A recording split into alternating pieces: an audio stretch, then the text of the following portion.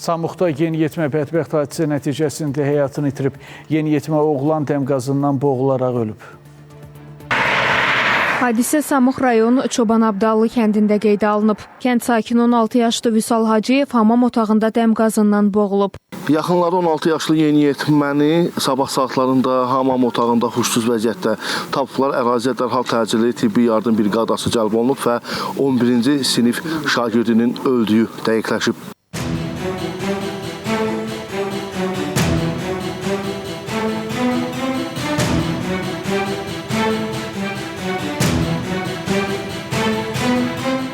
Yaxınlarının sözlərinə görə bədbəxt hadisə gecə saatlarında baş verib.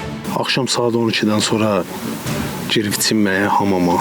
Səhər saat 8-də biz durduq ki, hamamın işığı yanır.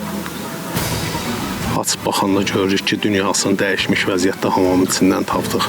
Kolonkadır olmağına ehtimallı ki, tindən boğulub. Hadisə yerinə polis və prokurorluq orqan əməkdaşları gəlib. Samuq rayon prokurorluğunda araşdırmalar davam edir. Qeyd edək ki, bu son bir həftə ərzində Samuq rayonunda dəm qazından boğularaq vəfat edən 3-cü şəxsdir. İlham Məmmədov, Fidan Səfər, Spoiz xəbər, Samuq.